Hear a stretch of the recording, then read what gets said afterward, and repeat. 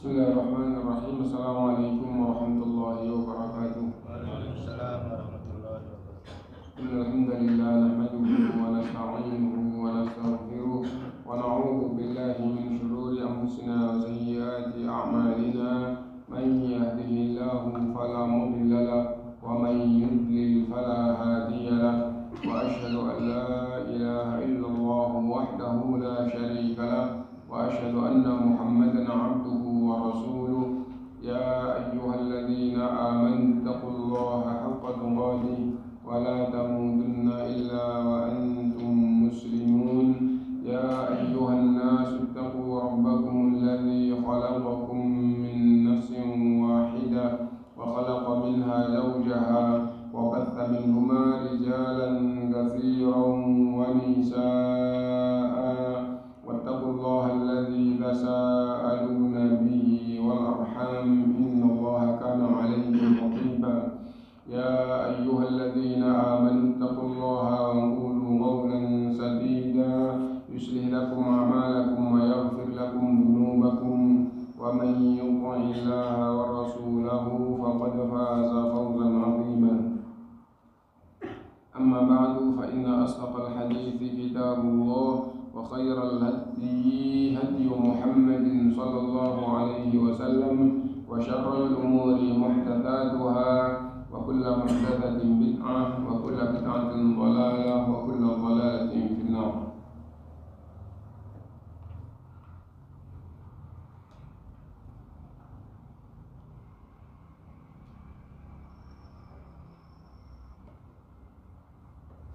Bapak Ibu saudara saudara rahimakumullah, alhamdulillah kita bisa melanjutkan kajian kita kembali dan masih melanjutkan adab talibul ilm dan sudah sampai adab yang ketujuh. Dan di yang ketujuh ini masih belum kita selesaikan. Sudah sampai ucapan Imam Syafi'i dan Imam Malik di tengah-tengah di adab yang ketujuh ya. Jadi adab yang ketujuh itu tafriqul qalbi lil ilmi wa qatish syawagil gitu ya. Jadi mengosongkan hati gitu, untuk ilmu dan melepaskan semua kesibukan selain ilmu gitu.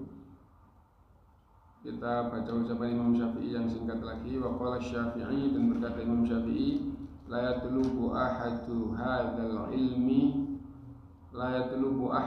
hadzal ilmi bil mulki wa izzi nafsi fayuflih, walakin man talabahu. Oh ini belum ini.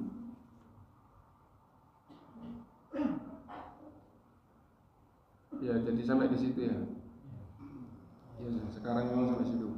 Wa qala Syafi'i, dan berkata Imam Syafi'i, la yatlubu ahadun hadzal ilm bil mulki wa izzi nafsi fayuflih, walakin man talabahu fadhalan nafs wa dhiqil aish wa khidmatil ulama'i aflah.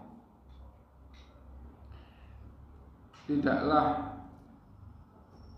mencari seorang pun ilmu ini, tidaklah mencari ilmu ini seorang pun dengan kekuasaan, dengan kebanggaan, lalu dia dapat keberuntungan mendapatkan ilmu. Maksudnya orang yang mencari ilmu agama ini terus jiwanya itu, saya akan pembesar, saya akan orang kaya, saya akan anaknya raja dan semisalnya dengan kebanggaan hati, maka orang itu tidak akan bisa mendapatkan ilmu ini. Maksudnya tidak akan bisa mendapatkan ilmu ini, tidak akan bisa jadi ulama, nggak akan bisa mendapatkan ilmu yang tinggi menjadi ulama, nggak ada. Dan kenyataannya yang jadi ulama bukan orang yang kayak gitu. Yang jadi ulama besar setelah sahabat itu kebanyakan budak yang dimerdekakan. Asalnya pekerja sebagai budak, lalu oleh sahabat dimerdekakan, lalu jadi maulanya yang memerdekakan. Maula itu sangat seperti anaknya orang yang merdeka, meskipun sudah tua. Memang ajaran dalam Islam begitu, akhirnya sangat menghormat sebagaimana anak menghormat kepada orang tua gitu. Nah, dan kepengen membantu membalas budi dan seperti itu memangnya. Karena tidak ada anak yang bisa membalas budi orang tuanya kecuali apabila menjumpai orang tuanya itu jadi budak lalu dimerdekakan. Maka sungguh anak yang memerdekakan orang tua itu telah berbuat setingkat dengan orang tua kepada anak. Artinya memerdekakan budak itu sungguh amalan yang sangat besar di dalam Islam. Kenapa? Asalnya budak itu mengabdi kepada Tuhan. Selain urusan ibadah kepada Allah, semua hidupnya adalah untuk Tuhan. Bekerja untuk Tuhan. Dia mendapatkan apa? Mendapatkannya itu dengan bahasa kasar. Hanya saja tidak boleh disifati itu ya. Mendapatkannya seperti hewan mendapatkan haknya, hanya saja tidak boleh disikapi seperti hewan. Apa maksudnya? Dapat makan, dapat apa yang dia butuhkan. Nah, jadi itu aja itu budak gitu. Dan kerjanya untuk tuannya. Dikasih hadiah jadi milik tuan. Hasil kerja untuk tuan. Diperintah harus taat. Itu budak. Nah, kalau dimerdekakan menjadi orang merdeka. Menjadi orang merdeka. Nah, hanya mengabdi kepada Allah. Asalnya mengabdi kepada selain Allah, sekarang mengabdi kepada Allah. Mengabdi kepada Allah dari awal, terus sekarang waktunya menjadi merdeka. Kalau kerja untuk dia sendiri, tidak kerja, tidak ada lagi yang bisa memerintahkannya. Nah itu budak ya. Nah orang yang memerdekakan budak, pahalanya itu setingkat kebaikan orang tua kepada anak yang tidak bisa dibalas di dunia ini. Mengingatkan dulu pernah kita pelajari ya, bahwa anak itu seandainya seluruh harta dan tenaganya dikerahkan untuk menolong orang tuanya, maka belum senilai dengan kebaikan orang tua kepada anak. Tapi kalau anak itu di usia dewasanya menjumpai orang tuanya jadi budak, lalu dia merdekakan, maka sungguh dia telah berbuat baik sebesar senilai atau setingkat kebaikan orang tua pada dirinya. Dan ada kebaikan anak yang lebih tinggi, kebaikan anak kepada orang tua yang lebih tinggi dibandingkan dengan kebaikan orang tua kepada anak. Ingat ya? Ingat ya? Apa itu? Apa kebaikan anak kepada orang tua lebih tinggi dibandingkan dengan kebaikan orang tua kepada anak? Jika mendakwai orang tuanya, akhirnya orang tuanya kafir jadi Islam. Akhirnya orang tuanya kafir jadi Islam. Nah, maka itu anak telah berbuat baik lebih tinggi. Kebaikan anak kepada orang tuanya ini lebih tinggi daripada kebaikan orang tua kepada dirinya. Kamu yang mengandung adalah saya, yang melahirkan saya. Kamu kecil yang nyawiin saya, yang dulang saya, ya salah saya. Nah ini ya semua itu dunia. Ibunya atau bapaknya mendapatkan hidayah melewati anak. Akhiratnya nanti selamat itu melewati dakwah anaknya, jasa dakwah anaknya. Nah jadi itu kebaikan anak kepada orang tua melebihi kebaikan orang tua kepada anak. Nah, setelah budak-budak di zaman sahabat banyak dimerdekakan oleh sahabat, Rasulullah memerdekakan budak, istri-istri Rasulullah memerdekakan budak, para sahabat yang punya uang memerdekakan budak. Nah, akhirnya budak itu betul-betul sangat menghormat, tunduk, adat, tuan, bukan tuan, ada sahabat yang dulu dia merdekakan, bawa barang gitu aja sesegera mungkin dibawakan ya. Sebagai balas budinya. Dan kalau enggak kayak gitu, waktunya habis untuk ilmu, akhirnya rata-rata yang jadi ulama penerusnya itu adalah budak. Nah itu. Dan ada 1-2 kalangan anaknya Amirul Mukminin setelah Khulafaur Rasyidin yang betul-betul jadi ulama itu yang meninggalkan dunia. Maksudnya meninggalkan dunia, anaknya raja tapi tidak mau di istana, tidak mau jadi mengandeng ulama padahal itu melarang. Kenapa? Karena senang ilmu. Dari kecil dididik belajar, terus akhirnya senang ilmu, akhirnya udah maunya adalah ilmu. Nah itu. Nah karena itu Imam Syafi'i mengatakan itu, la yatlubu ahadun hadzal ilm bil mulki wa izzin nafsi fayuflih. Tidak ada seorang pun yang menuntut ilmu agama ini itu dengan kebanggaannya sebagai pembesar ya, dengan jiwa dia adalah orang besar. Orang besar masih orang besar di urusan dunia, anaknya pembesar, hartanya banyak ya. Dengan kemuliaan kayak gitu, jiwanya kayak gitu, terus akhirnya jadi beruntung juga saya jadi ulama, enggak ada, hampir enggak ada ya. Walakin man talabahu bi badli nafsi, akan tetapi yang menuntut ilmu agama ini dengan mengerahkan jiwanya untuk ilmu, wadhiqil aish, dan kehidupan dunianya sebatas yang dibutuhkan.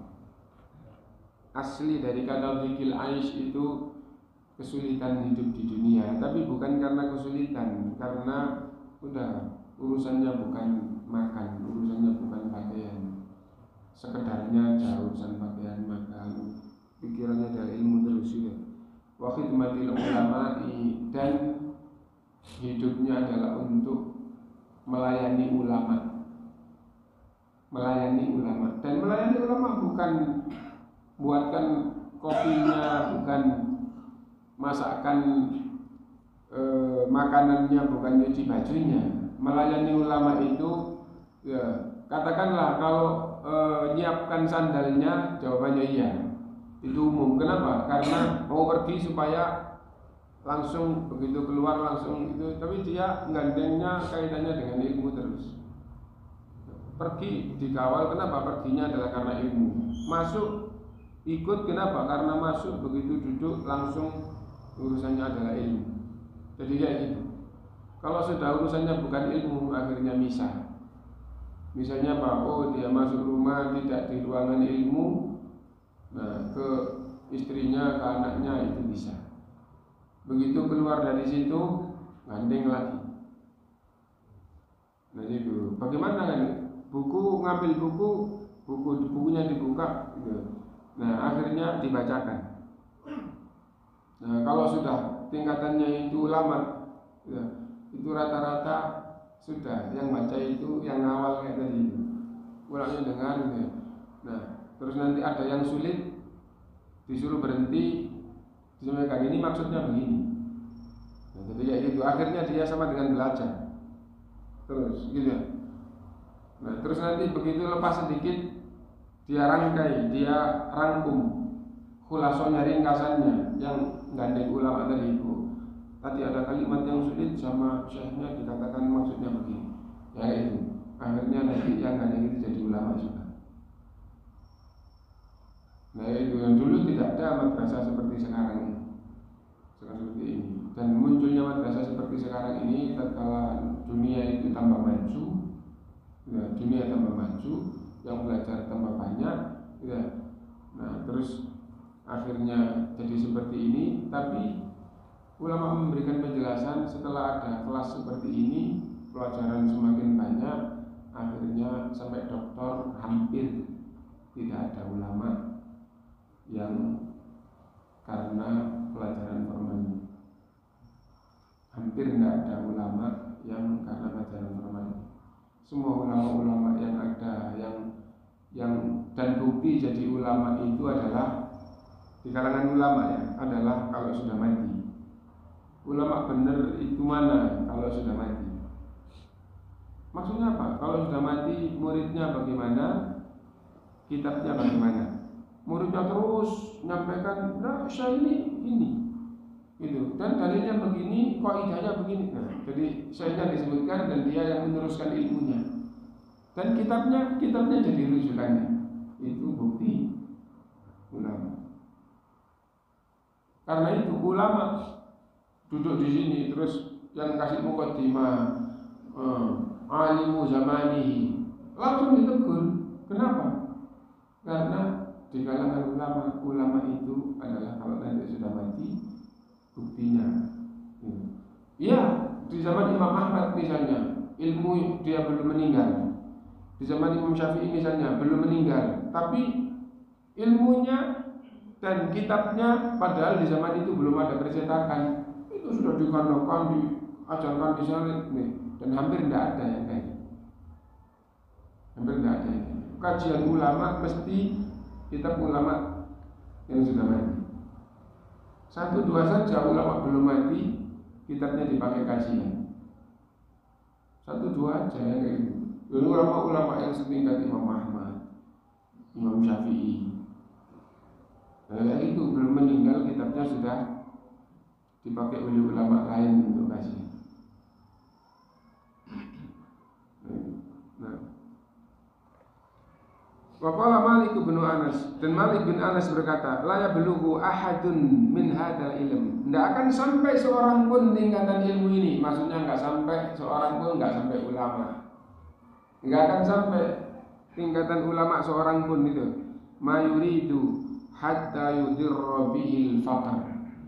Tidak akan sampai tingkatan ulama dalam ilmu agama ini seorang pun yang ingin jadi ulama sehingga menempuhnya dia merasakan sulitnya kefakiran.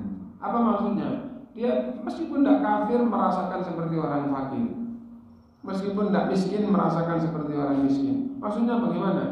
Sering kelaparan. Maksudnya kelaparan bagaimana? Waktunya makan tidak ada dimakan, tidak ngurusi makan. Kenapa? Ini kalau ditinggal makan ketinggalan nanti. Gampangnya begitu. Nggak tidur, seolah-olah orang miskin mikir itu waktunya tidur, yang lain tidur dia kerja. Ini waktunya tidur dia belajar, gantinya kerja. Nah, wa yuthiruhu ala kulli syai', dan mengutamakan ilmu daripada segala sesuatu. Maksudnya dari segala sesuatu urusan dunia yang menyenangkan. Dan urusan dunia yang menyenangkan disebutkan oleh Imam Suyuti, yaitu tidur, perut, dan istri. Kalau itu masih menang daripada ilmu, tidak akan sampai tingkatan seperti itu. Ini pernah saya sampaikan, tingkatan mereka itu tidak makan, tidak tidur, dan tidak menggauli istrinya. Seandainya tidak salah satu dari 3 itu tidak melakukan itu, tidak mengganggu ilmu dan ibadahnya kepada Allah, itu nyata di kalangan mereka.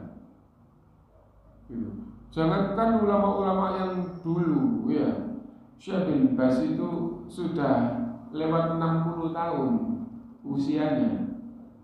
Itu kesibukannya 16 jam itu yang dikawal. Dia buta, jadi kemana-mana baca, yang baca dia nggak bisa baca, dia buta. Dibaca terus dia jelaskan, baca jelaskan. Terus nanti ada forum karena dia pimpinan dari majelis ifta. Jadi majelis itu maksudnya ada ulama-ulama, terus ini fatwanya tidak fatwa satu orang, tapi fatwanya majelis, dan pertanyaan dari seluruh dunia itu ditampung, terus nanti dipilih mana yang dijawab duluan terus disebarkan gitu. Nah, itu setiap hari itu misalnya 2 atau 3 jam dia pimpinannya dan dia buta. Itu akhirnya ada yang awal terus. Yang awal, Syekh, saya masih muda, 40-an belum genap, tidak kuat ngawal 16 jam ini. Lah, ini kalau sudah usia segitu, sudah 60 mau ke 70 sampai 70 lebih. Nah padahal itu belum urusan keluarganya. Maksudnya apa? Punya istri, ketemu istri di rumah. Ketika kayak gitu, itu baru bisa yang awal. Nah yang nggak kayak gitu itu 16 jam. Di rumah, ketika di rumah ada bukunya ulama-ulama yang tua yang apa yang belum dibaca itu dibaca. Yang baca dia misalnya tinggal duduk dengerin. Nanti itu maksudnya begini. Itu ulama lain ngomongnya begini. Jadi kayak gitu. Misalnya gini. Imam Syafi'i, terus di situ tidak ada ungkapan Imam Malik, adapun ucapan Imam Malik seperti ini dalam bab ini, ya kayak gitu. Nah, itu terus 16 jam yang awal tak kuat. Akhirnya nanyakan saya, engkau usia sudah kuat, seperti apa rahasianya? Idza kanat ruhu hayyah fal jasadu tab'un lah. Kalau roh itu hidup, jasad ini ngikut. Jawabannya gitu. Kalau roh itu hidup, jasad itu ngikut. Nah, roh sering di dalam Quran diungkapkan nafs kullu nafsin dha'iqatul maut. Roh sering disebut dengan nafas. Nafas sering diartikan dengan jiwa. Jiwa itu apa?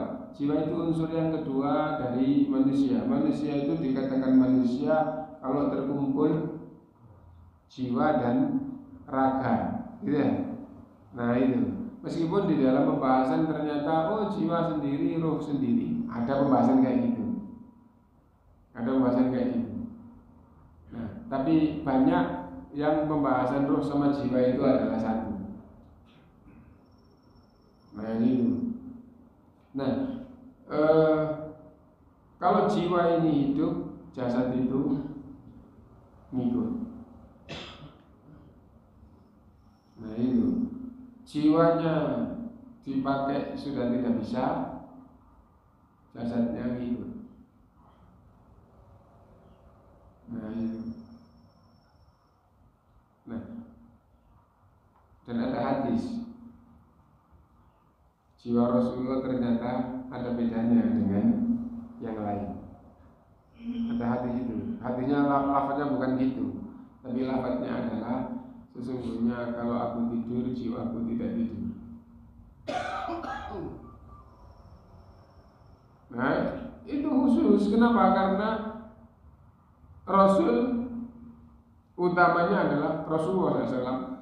Beda dengan manusia biasa di dalam banyak hal. Kenapa? Karena ini dijadikan oleh Allah SWT untuk mengemban agamanya yang sangat agung ini dalam waktu yang sangat singkat. Agama Islam itu sempurna dan dari awal sampai akhir. Dari awal sampai akhir. Tidak seperti kebanyakan Rasul terdahulu. Rasul terdahulu ajaran-ajaran itu masih sangat kuat. Masih sangat kuat, belum habis, belum hilang sama sekali. Datang Rasul baru. Contoh yang paling akhir, Nabi Isa diutus oleh Allah. Taurat di zaman Nabi Musa masih banyak, ajaran Taurat masih banyak.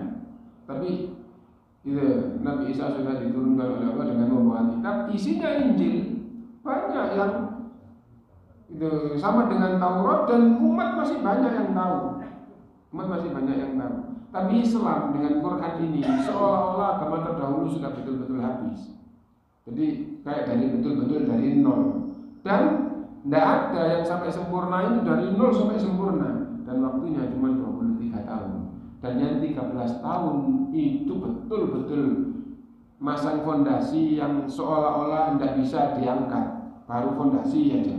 Sampai hijrah ke Madinah setelah 13 tahun baru fondasinya begitu mudah. Disempurnakan, terus sambil jaga fondasinya terus membangun sampai akhirnya sempurna. Waktunya betul-betul sangat singkat. Nah itu Rasulullah, karena itu Rasulullah punya keistimewaan yang tidak dimiliki oleh yang lain. Di antaranya sesungguhnya kalau aku tidur, jasadku tidur, tapi jiwaku tidak tidur. Dijadikan oleh Allah SWT seperti itu. Terus tatkala Rasulullah SAW puasanya wisol terus, para sahabat ngikut, tidak boleh. Wahai Rasulullah, engkau nyambung puasanya. Sesungguhnya aku dikasih makan, kalau tidur dikasih makan, dikasih minum oleh Allah SWT. Bukan zahirnya, tapi jadinya kayak gitu. Zahirnya tidak makan dan minum, iya, tapi diberi oleh Allah makan dan minum sehingga gitu. Sehingga meskipun zahirnya tidak makan tidak minum, tapi gitu, bisa seperti orang lain. Nah jadi ya itu. Nah jadi ada hal-hal yang khusus seperti itu yang Allah siapkan untuk Rasulullah SAW. Nah.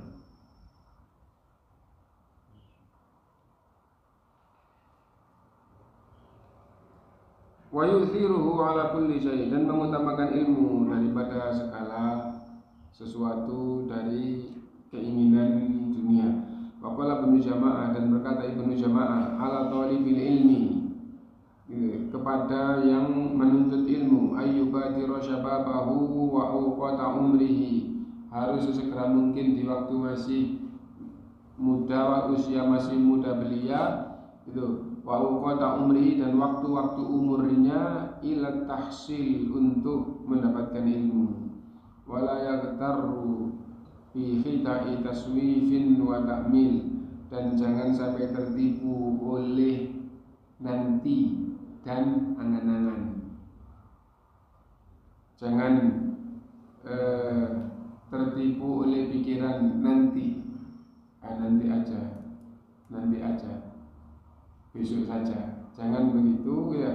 Dan wah, angan-angan besok saya jadi. Ya angan-angan, tidak butuh angan-angan. Yang penting waktumu gunakan untuk menghafal, untuk belajar, mulai merangkum, mulai menulis gitu.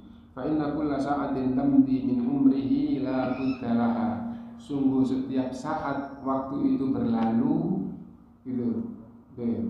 Nah dan tidak ada gantinya. Berlalu tidak ada gantinya. Waktu berlalu tidak ada gantinya. Nah, wala iwadu anha gitu. Wa yaqta'u ma yaqdiru alaihi minal alaiki syaghilah gitu. Dan hendaknya gitu, setiap waktu berlalu dia telah memutus gitu. Wa yaqta'u ma yaqdiru alaihi minal alaiki syaghilah, dan hendaknya memutus hal-hal yang menyibukkan dirinya. Wal awaiqul mani'ah an tamamit talab, dan hendaknya ia meninggalkan segala hal yang menyulitkan untuk menjadikan ia bisa belajar. Maksudnya bagaimana? Misalnya begini, kerja sambil belajar, belajarnya tambah sulit, ya udah jangan sambil kerja. Wa badlul ijtihad, dan harus mengerahkan seluruh kemampuan. Wa quwwatil jiddi, dan kekuatan kesungguhan.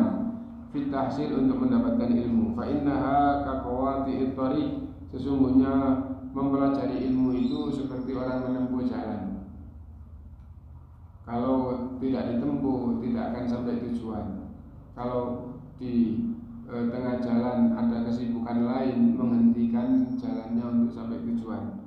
Walidzalika istahabba salafu at-tagharruba 'anil ahl. Oleh karena itu, generasi awal Islam kalau menuntut ilmu ingin memisahkan diri dari keluarga. Beberapa lama meninggalkan keluarganya. Untuk apa? Untuk ilmu. Ya. Keluarganya di Mekah ditinggal ke Madinah, jalan kaki. Untuk apa? Untuk ilmu sana. Nanti sekian bulan balik. Keluarganya di Syam, berangkat ke Kufah. Di Syam, Irak dan sekitarnya itu ditinggal ke Mekah, Madinah dan sekitarnya. Wal budu anil watani, dan jauh dari negerinya. Li'anal fikra idza tawazza'at, karena pikiran itu kalau terbagi, ya untuk keluarga, ya untuk kerja, ya untuk ilmu, qasurat an tarkil haqaiq, menjadi sedikit tahunya maklumat, wa qamudit daqaiq, dan menjadi sedikit mengetahui yang samar-samar. Wa ma ja'alallahu li rajulin min qalbayni fi jawfi, dan Allah berfirman, ma ja'alallahu li rajulin min qalbayni. Allah Subhanahu wa taala tidak menjadikan dalam satu orang itu dua jiwa. Allah tidak menjadikan dalam satu orang dua hati atau dua jiwa sehingga itu bisa untuk ini dan untuk ini. Enggak, cuma satu. Kalau digunakan untuk ini berarti, kalau digunakan sempurna berarti yang di sini ditinggal gitu. Dan pernah kita sampaikan gitu, dengan nasihat dan juga dengan penelitian, jiwa manusia itu kalau dipakai semua nilainya 100, kalau dipakai fokus nilainya 100, dipakai fokus dua hal tidak bisa 50-50, tapi kurang dari itu. Nah, dan salah besar yang berpikir bahwa asalnya kalau dipakai itu nilainya 100, dipakai 2 jadi 70. Nah, itu salah besar. Kalau dia kemampuannya dikerahkan semuanya untuk satu masalah nilainya 100, kalau dia disuguhin 2 masalah dengan kesungguhan yang sama, dengan pecah ini tidak bisa 50-50, tapi menjadi menurun 40, 45, 40, 30, jadi digabung tidak menjadi 100. Nah, itu dia ini. Loh, tapi ada ya orang yang ketika belajar fokus nilainya misalnya 90 gitu ya. Nah, tatkala dia belajar sambil kerja, nilai kerjanya 50, belajarnya masih 80 gitu. Nah, itu berarti kesungguhannya lebih tinggi tatkala dipecah, tatkala fokus dia santai. Sehingga tatkala fokus belajar dia dapat 90, tatkala dikasih kerjaannya 50, ya, belajarnya masih 80. Itu tambah semangat gitu. Tambah semangat gitu. Maksudnya tambah semangat itu berarti waktu fokus tadi itu tidak mengerahkan seluruh kemampuannya. Nah, itu. Nah, yang diinginkan dalam penelitian dan nasihat ulama tadi nggak kayak gitu. Nah, kita ambil salah satu contoh ya, contoh yang cara berpikirnya salah. Bahwa tatkala dibagi, ternyata kok kalau pembagian itu digabung, itu kok jadi 100 lebih dari sebelumnya gitu ya. Nah, contoh kasus saja, ada orang yang belajar, ketika belajar dia Masya Allah hasilnya itu bagus, itu 90, rata-rata nilainya kayak gitu. Dan di kelasnya itu banyak yang rajin-rajin dan bimbingan guru-guru tuanya itu luar biasa gitu. Nah, terus akhirnya nikah dan sambil kerja gitu. Dan masih di deretan tetap seperti sebelum menikah.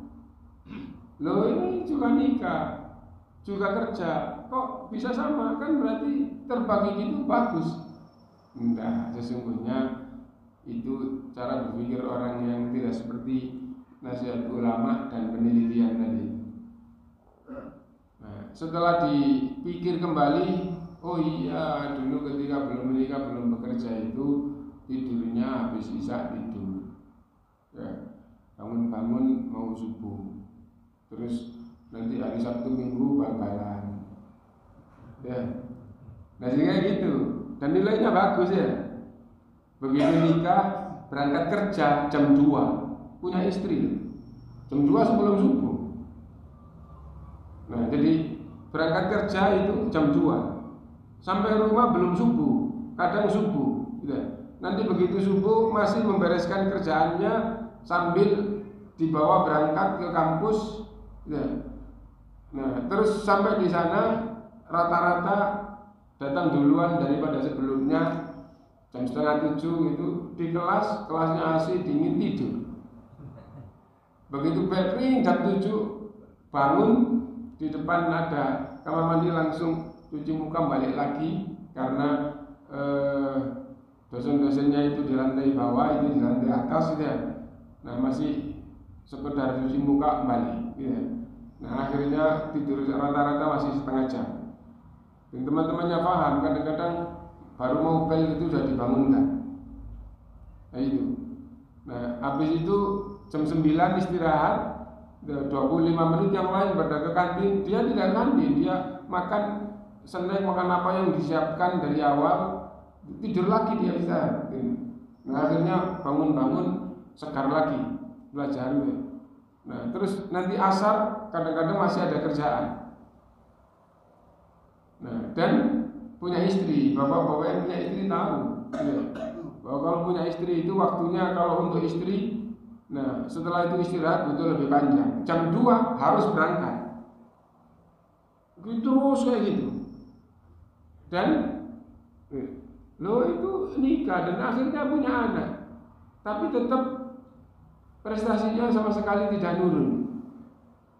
Padahal katanya kalau fokus bisa 100, kalau terbagi dengan kerja menjadi terbagi 2 nggak bisa 50-50. Lah ini kerjanya kayak begitu kok bisa ilmunya. Nah itu sesungguhnya waktu tidak sambil kerja itu nggak sungguhan belajarnya. Bagaimana? Habis isya tidur, ngobrol sama teman terus tidur sampai mau subuh. Nanti hari Sabtu Minggu dipakai berjalan. Ya. Nah, jadi hidupnya kayak gitu. Nah berarti waktunya tidak digunakan untuk ilmu. Ya. Nah begitu nikah sambil kerja, jadi sesungguhnya waktu yang kebuang itu yang dipakai untuk itu. Gitu. Dan yang menjalani itu seperti ya memang hidup ya gimana lagi kayak gini, nyatanya begini. Tapi semua orang, keluarganya, temannya, orang yang tahu, masya Allah puntang pantingnya ya kayak gitu. Kenapa? Ya kayak gitu, semuanya menilai gitu. Sampai sekarang itu banyak yang geleng-geleng. Masya Allah, ingat kamu waktu belajar itu nggak bisa membayangkan sampai kayak gitu. Jadi berangkat punya istri, berangkat kerja jam 2. Coba Bapak bayangkan ya. Gitu. Gampangnya begini, hubungan suami istri siang hari itu nggak bisa. Mungkin kalau hari Minggu, hari Sabtu kalau tidak ada kerjaan karena libur 2 hari gitu ya. Nah, hubungan suami istri berarti malam. Tapi jam 2 harus berangkat, kira-kira gimana? Dan itu harus, ini kerjaan yang jadi keharusan. Nah jadi itu. Dan jam 7 tet itu di kelas sampai jam 12. Nah jadi itu. Nah habis itu masih terus itu diputar gitu. Waktunya kampus itu ada rekreasi masuk namanya, nggak bisa. Ini ke puncak itu Sabtu Minggu, berangkatnya Jumat setelah belajar, tidak tanpa pulang, jadi bekalnya dibawa langsung berangkat. Nanti Minggu malam datang, Senin masuk, semuanya fasilitas dari kampus. Itu, enak itu, luar biasa. Nanti ada saya yang dampingi. Wah nggak bisa, ada kerjaan. Jadi itu biasa gitu. Nah, yang berangkat itu dipilih, yang begini-gini, namanya masuk pun tidak berangkat. Nah, bukan berarti bisa fokus seperti yang nasihat ulama. Nasihat ulama ini waktunya kerahkan untuk ilmu, tinggalkan keluarga, ulama-ulama dulu itu.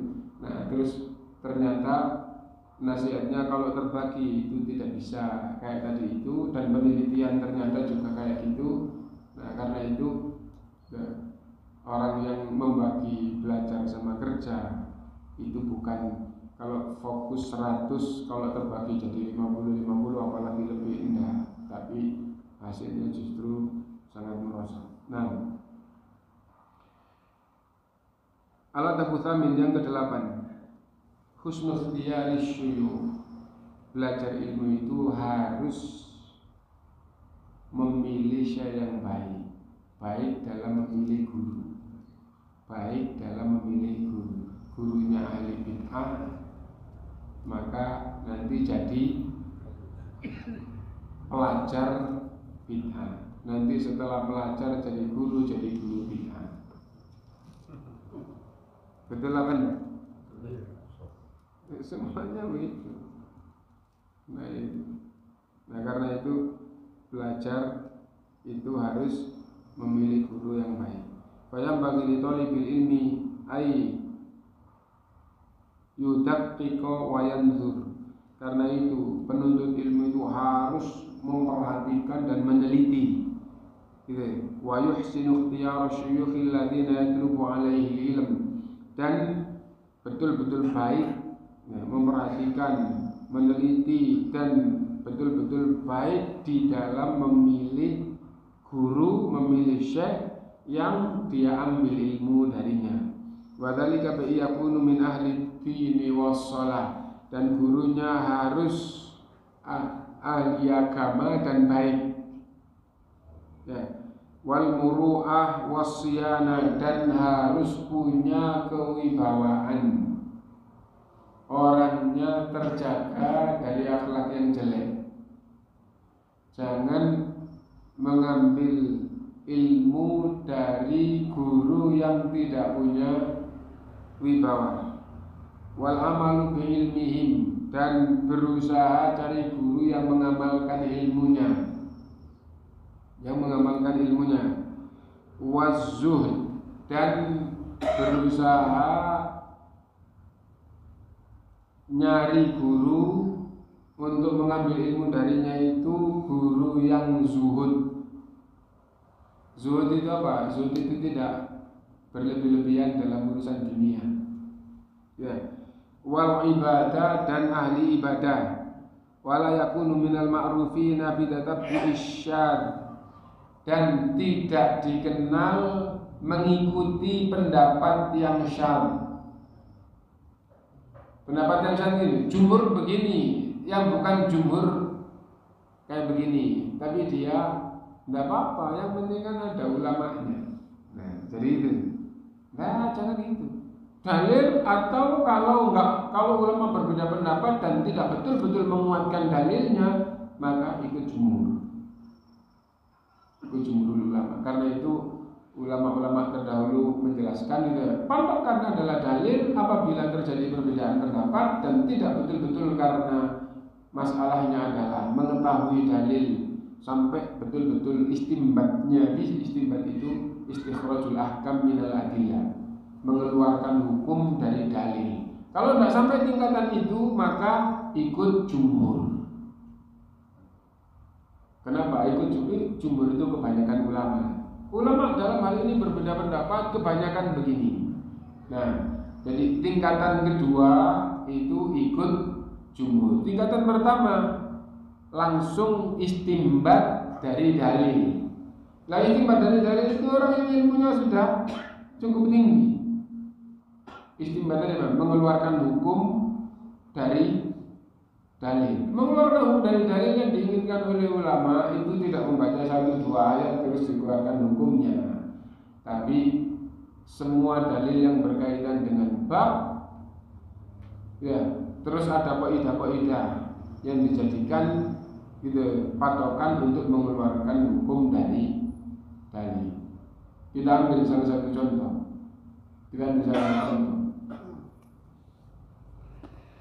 Walladzina yutawaffawna minkum wa yadharuna azwajan wasiyatan li azwajihim mata'an ilal hauli ghaira ikhraj. Ada ustaz yang ngisi taklim tafsir sampai ayat ini. Walladzina yutawaffawna minkum wa yadharuna azwajan wasiyatan li azwajihim mata'an ilal hauli ghaira ikhraj. Itu orang-orang yang meninggal dunia dan punya istri, meninggalkan istrinya di dunia, dia meninggal mati, punya istri yang masih hidup, maka istrinya wajib menunggu 1 tahun, dan selama 1 tahun nafkah masih dari harta yang meninggal. Jelas masa iddah 1 tahun. Dibaca kayak apapun ya ayat ini, masa iddahnya 1 tahun, dan selama masa iddah hidupnya dari harta yang ditinggal mati, dari harta suami yang sudah mati. Jadi masa iddah 1 tahun. Itu belum ngerti hukum di dalam Islam. Kenapa ayat itu tidak satu? Nah, itu adalah di awal-awal Islam. Lalu kalau dia baca terus, ya, itu ada ayat itu diganti dengan 4 bulan 10 hari. 4 bulan 10 hari gitu ya. Nah, jadi kayak gitu. Nah, dia belum mengumpulkan dalil-dalil lain yang satu bab. Gitu. Nah, itu orang yang kayak begini, ustadz yang kayak begini itu bukan berarti tidak boleh dakwah, tapi dengan bahasa saya itu ustadz yang setingkat kita itu harus pakai kitab dengan bahasa saya yang sudah matang, pakai kitab yang sudah matang. Apa sudah matang? Sudah disajikan oleh ulama. Tatkala ada ayat kayak gini, langsung di bawahnya dikasih penjelasan ayat ini mansukh oleh ayat yang diturunkan berikutnya, yaitu ini. Terus kaidah ulama begini, maka hukum akhirnya begini. Harus begitu. Kalau tidak pakai kitab ulama yang disajikan matang kayak begitu, akhirnya umat ini yang awam itu tak karu-karuan ini. Nah, itu kelihatannya Masya Allah gitu ya. Nah, tapi kalau misalnya zaman kita itu luar biasa, yang riwayatnya bagus itu, pengikutnya sangat banyak. Nah, tapi nanti kalau kitab yang dipakai enggak kitab yang kayak gitu, nanti ada saja masalah. Enggak ingat saya, mungkin 5-10 tahunan yang lalu itu ada ustadz, kita sering kumpul di situ, itu sampai ngomentari ustadz di Surabaya ini gitu, sangat panas gitu, dan sampai umum di majelis-majelis gitu. Nah, ketika saya tahu dari Allah, tapi saya diam saja. Kenapa? Semuanya sudah pada bahas sudah.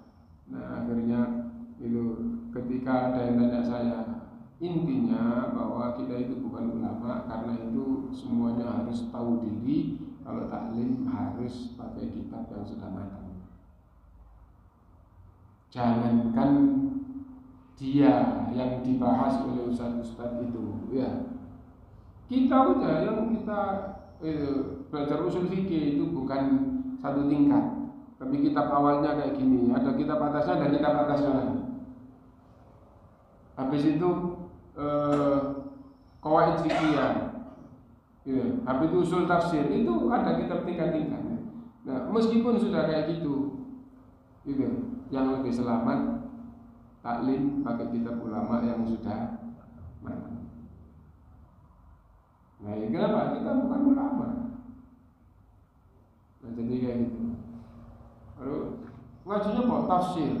Habis itu yang dipakai adalah Al-Quran terus ditafsirkan. Sahih Bukhari itu tambah berat. Kenapa? Karena kalau pakai syarahnya yang bagus itu Fathul Bari, itu jadinya satu hadis jadi tambah berhalaman-halaman nanti. Kalau pakai syarah, kalau enggak, dan syarahnya sendiri juga berat. Kalau enggak pakai syarahnya, nah nanti akhirnya menjumpai hadis-hadis yang tidak bisa berdiri sendiri, harus digabungkan, nanti ini tambah sulit nanti. Nah, tapi karena kajiannya pakai Sahih Bukhari, wah Sahih Bukhari itu yang nomor 1 setelah Quran. Padahal bukan ulama yang ngaji, sehingga kalau baca hadis itu tidak ditunjukkan dalil yang lain, tidak ditunjukkan kaidahnya, cara mengeluarkan hukumnya bagaimana. Itu sedikit-sedikit kita sering menyampaikan bahwa apabila ada ayat yang umum, ada ayat yang khusus, wajib didahulukan yang khusus. Nah, untuk mengetahui ayat yang umum ini umum atau enggak, itu saja ada pelajarannya.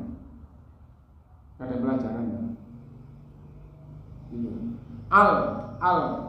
Bahasa Arab kan sering umum yang kata-kata yang Arab itu kalau ada alnya itu berarti aslinya adalah bahasa Arab. Sampai pada tingkatan aljabar. Kan matematika kan ada aljabar ya. Kenapa Pak? Ya karena pertama kali orangnya itu namanya Jabar, terus istilah yang dia temukan akhirnya diberi nama Al-Jabar. Dan Al-Jabar itu nama Allah. Terus jadi nama salah satu pembahasan di dalam matematika. Nah, yang ada al. Nah, al di dalam bahasa Arab itu macam-macam. Ada al-ahdiyah, ada al yang menunjukkan ta'yin. Ada al-istighraq. Al-ta'yin itu al menunjukkan khusus. Masjidun, masjid.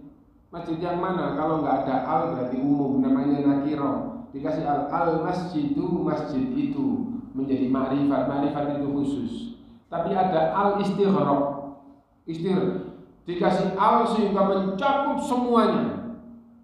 Ya, kayak kebalikannya yang tadi ya. Masjid nggak ada al itu umum. Dikasih al jadi ma'rifat, jadi khusus. Tapi nanti ada al itu al istighraq. Apa? Al dengan dikasih al mencakup semua tanpa kecuali. Contoh, wal asr inna al insana, innal insana lafi, insan di situ ada alnya. Innal insana itu al, ulama menjelaskan ini bukan al ta'rif. Kalau al ta'rif manusia itu rugi, indah al ini al istighraq mencakup. Terus bagaimana cara membedakan al-tahrif, al-ahdiyah, al yang ada kaitannya dengan diikat janji-janji atau patokan-patokan dalam bidang tertentu, dan al-istighraq? Bagaimana? Kalau nggak tahu, nggak pernah belajar, nggak bisa membedakan. Nah, jadi kayak gitu. Terus nanti ada ayat, ada hadis, ya. Tidak tahu al-ta'rif, al-istighraq, al-ahdiyah itu tidak tahu ya. Nah terus langsung saja. Ini kan jelas artinya begini. Nah nanti akhirnya karuan. Nah karena itu pakai kitab ulama sehingga enak sudah, tinggal jalan. Nah nanti kalau sudah pakai kitab ulama yang ada dalilnya, ada petunjuknya, pasti benar. Kan itu enak tau ya. Kalau pakai kitab yang sudah matang, sudah jadi itu. Nah, kalau ada yang lain mengatakan itu juga ada dalilnya, ya kalau begitu jangan gampang menyalahkan. Kenapa? Yang kita pakai ada dalilnya pasti benar. Kalau memang itu ada dalilnya juga, istimbatnya juga benar, insya Allah juga benar. Tapi kalau di dalam bab akidah sudah pasti kalau bertentangan yang satu salah. Karena akidah itu berita itu wajib diyakini. Akidah itu berita dari Allah, dari Rasulnya, berita itu harus diyakini. Adapun perintah dan larangan bertentangan, jangan dulu disalahkan. Kenapa? Lo ini ada dalilnya. Kalau ini ada dalilnya, bisa jadi nasikh mansukh. Nasikh mansukh. Bisa jadi bukan nasikh mansukh. Lah terus apa? Nah, bisa jadi mutlak muqayyad. Mutlak muqayyad. Apa mutlak muqayyad? Oh, kalau kayak begini itu begini, tapi kalau enggak kayak gini, kayak gitu kayak gitu. Nah itu kalau mutlak muqayyad itu dikaitkan dengan keadaan. Contoh dalam masalah wudu ya, loh, kok nggak pakai wudu? Loh, junub kok nggak pakai wudu? Loh, habis berhadas kok nggak pakai wudu? Dia tayamum. Tapi tidak semua orang kayak gitu, keadaannya beda. Nah jadi kayak gitu. Nah dan itu di zaman sahabat lapor pada Rasulullah, Amr bin As junub, jadi imam kita nggak pakai mandi. Nah, jadi itu. Dan karena wasiat Rasulullah, Amr bin As jadi imam, maka mereka tetap jadi imam. Maka mereka tetap sholat berjamaah dengan makmum. Nah, ya. Nah, akhirnya Amr bin As dipanggil. Panggil sekarang dia. Amr bin As, kamu jadi imam mereka dalam keadaan junub. Ya Rasulullah, zakartu qaulallahi ta'ala wala tulqu bi aydikum ila tahluka. Aku ingat firman Allah, jangan kau jerumuskan dirimu dalam kehancuran, dalam kematian. Kalau aku mandi wahai Rasulullah, saya bisa mati. Rasulullah SAW tertawa, tertawa dan membenarkan, dan sahabat jadi paham. Oh, jadi tidak hanya satu ayat, orang junub itu harus mandi sebelum sholat, ada ayat lain. Sahabat yang lain masih belum tahu.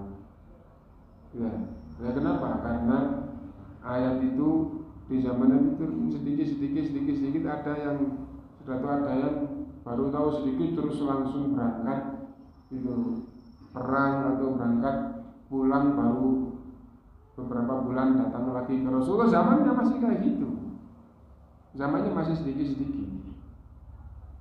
Nah itulah setelah ayat itu utuh, lalu ulama kemudian menunjukkan bahwa Al-Quran dan Sunnah ini sudah utuh. Karena itu tatkala ada ayat ini digabung dengan ayat yang lain, bagaimana cara mengeluarkan hukumnya, ada tuntunan, dan akhirnya jadi disiplin ilmu yang tinggi. Mungkin itu dulu yang kita baca, sudah cukup siang. Kita akhiri dulu. Subhanallahumma wa bihamdika, asyhadu an la ilaha illa anta, astaghfiruka wa atubu ilaik.